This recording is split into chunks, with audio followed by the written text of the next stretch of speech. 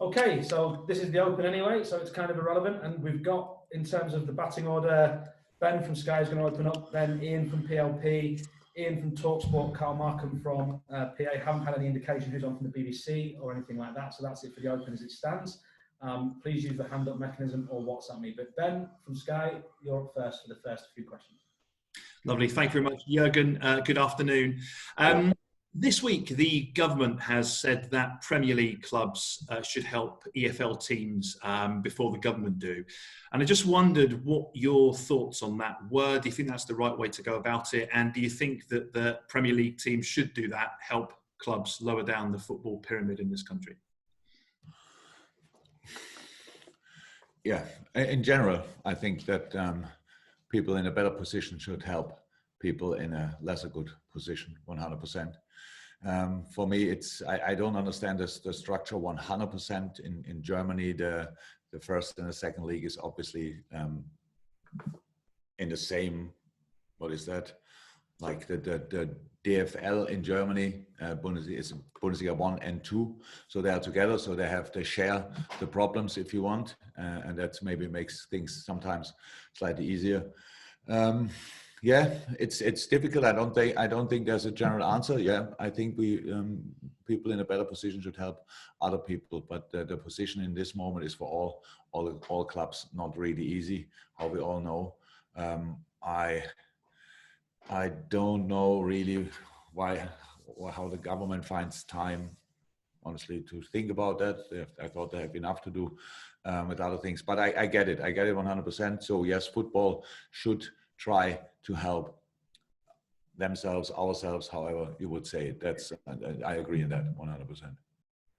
The squad showed its strength last night. Extremely good performance, some great goals, and lots of young players impressing as well. But notably, no Rhian Brewster last night. I just wondered if you had any update on his situation. Have you had any inquiries, and do you expect him to leave before the transfer deadline?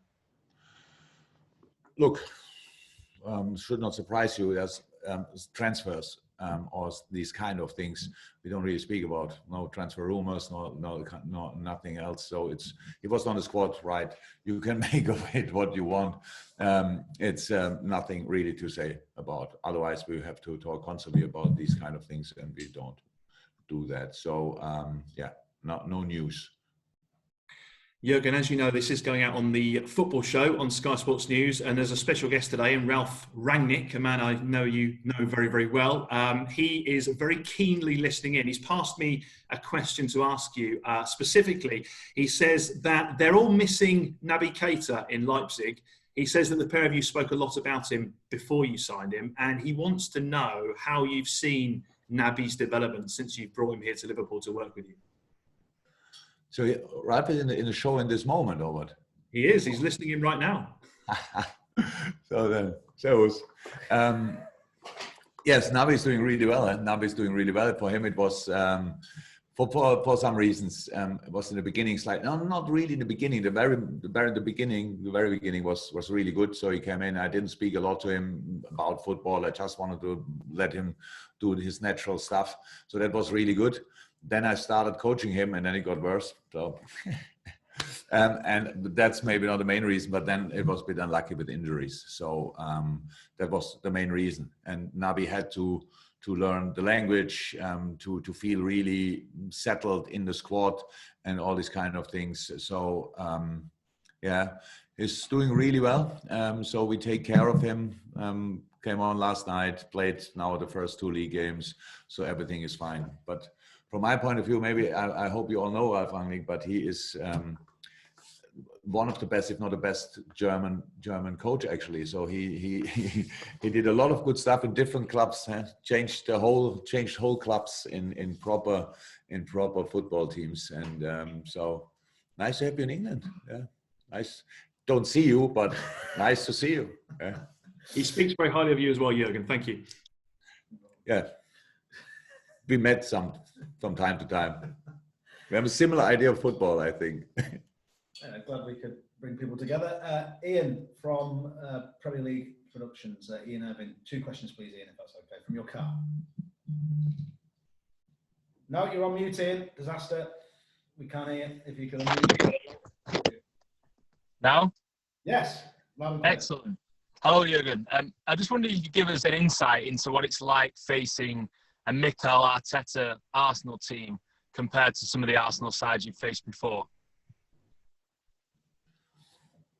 Well, I'm not sure if I should compare it because that's.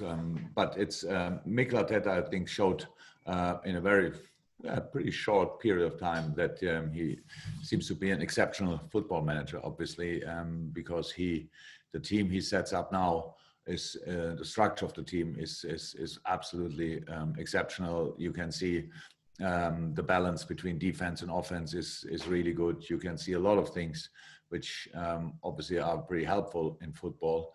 Good organization, but freedom for the players as well, uses the players in the right position. So I have to say, since he's there, he did a pretty impressive job, to be honest, and changed, I think, the whole mood in the club. I'm not sure what I don't know exactly about what the mood was before he arrived, but I don't think a lot of people thought in the end of the season he will have won any competition or something like that, and he did that by winning the FA Cup and winning now the what is it, the English Super Cup.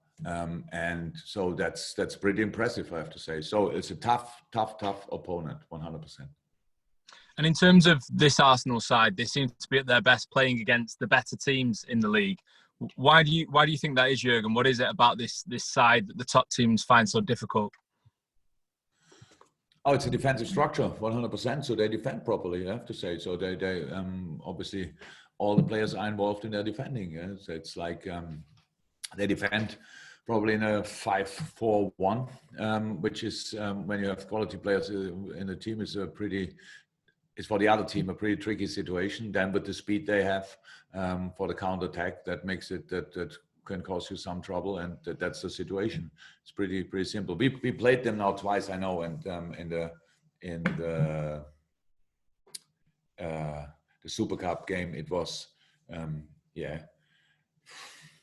it was an open game. We were unlucky in moments, stuff like this. That all it's clear. And the league game, I think we helped them slightly on their toes, because that night we gave two goals. Yeah, we presented the goals on the plate, if that makes sense in English. So, or we made presents. So that's a little bit like that. That was I think one of the few games where we had in moments we dropped concentration. It was late last season, stuff like this, and Arsenal really waiting for these kind of things. And in that game we were really good, apart from 2-3 moments. They scored. We didn't score often enough. That's why we lost the game. But it was actually a good game. And that night, I think we could have won, but we didn't, and we accept that, obviously. But there are, how I said, I can say a lot of positive things about Arsenal because it's true. But I think we still have a chance on Monday night. Fantastic. Thank you, Ian. Right, just in terms of the order, we're going to go to Ian from TalkSport, then Carl Markham from PA, and then Jim Conlon from RCB Radio in Ireland. One question for Jim, but we'll go to Ian first from TalkSport. Hi Jurgen, how are you? Good, hello.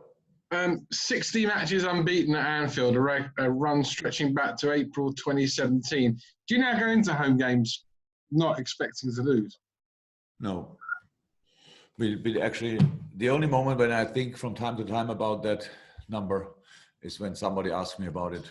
And actually, when I answer this question, I forget it immediately because I'm absolutely not interested. We did what we did. We tried to win football games. We did that at home in different circumstances. We won football games at home, at nighttime, at lunchtime, in different moments with supporters, without supporters. It's our home. We feel really well there. That's true, but it's no secret recipe or whatever what we have, and that we don't expect to. We never expect to lose, to be honest, but we don't expect either to win. It's just we know we have to work, and we want to deserve 3 points. That's what we want, and yeah, that's it pretty much. Nothing else to say about. And last weekend there were 44 goals in the Premier League, which was a record across one weekend. So obviously everybody now wants to score goals. You've got probably the best front three in the Premier League, and you've added Diogo Jota, and you're an attacking coach. So do I deduce from all of that your team are going to get even better this year than they were last year, where they were pretty much unplayable for most of the year anyway? I don't know. We will give it a try, but I don't think we were unplayable last year, to be honest. It was, it didn't feel like this over the whole season, to be honest. It was just always really tough, really hard, really intense and all that stuff. And that's what we expect this year as well. So I don't know if we can be better than last year. I don't know if we were last year better than the year before, just because we had 2 points more or became champion. We always try to do the right thing in the right moment. And yes, we are offensive orientated team, but without a very good defensive structure, you have absolutely no chance. So we won one game in the Premier League now, 2-0, which we saw, and you saw obviously in the end against 10 men of Chelsea. The other one was a 4-3 before that game, or after that game. Probably people said, yeah, it's still like, it's a little bit like Circus Roncalli. Up front they score, but in the defense they struggle. Neither nor, to be honest. We don't have a proper defensive struggle or something like that, and we are not scoring or cannot stop scoring. Let me say it like this. It's really that we try to do our absolute best in each game, and that's something I loved in both games so far, and something I loved especially last night, because if the team from last night would have worn a different shirt, I still would have known it's us. And I like that a lot. And because this kind of identity, we really want to make sure everybody can see that. Fantastic. And then we're going to go to Carl Markham, then Jim Conlon for one. For the Sunday guys, because it's going to be the Sunday breakout first when we finish the Open, can you start using the hand up mechanism if you want to ask something? I can't get to all of you, I'll get to as many as I can. Carl, for you, please, if that's okay. Hi, Jurgen. Just wondering if we can check on the fitness issues ahead of the game. Are we looking at getting back? I think, Joe, you asked about injuries, right? Yeah. Okay. So I think Joe should be back today in training. That's what everybody told me, and nobody told me something different since now. Billy, the kid, is back in training. Joel not, pretty much. Hendo not yet. That was clear. This game is for sure too early. I think that's it, pretty much, if I'm right. Oh, you have a name in your mind? No. And on Thiago, he's only played 45 minutes for you, but would he be ready to start? We will see. So it's we have few days to train. Some boys have to recover from last night, so we will see how we set up against Arsenal. So I have an idea, but why should I make the decision today when we have time until Monday? So, but he's in contention. So for sure, and yeah, let's see. Okay, and last question. It needs to be one, please, Jim. So we've got to go to an embargo section. Jim Conlon, who's from the Irish radio station. Jim, we can't hear you. Jim, last chance. Jim, nice picture. Nice picture, Jim, but we can't hear you. Okay, I'm sorry. We're going to have to leave it there. We've had a... I'm going to turn into Alan Partridge if I shout Jim again, so we're going to leave that there, I'm afraid. Jim, we can't hear you, I'm afraid, over here, so I'm not going to get into a down moment. So apologies. We're going to go to the embargo section, guys. So those of you streaming, those of you sending it back live, if you can stop, the Alan Partridge reference will mean nothing to you, by the way.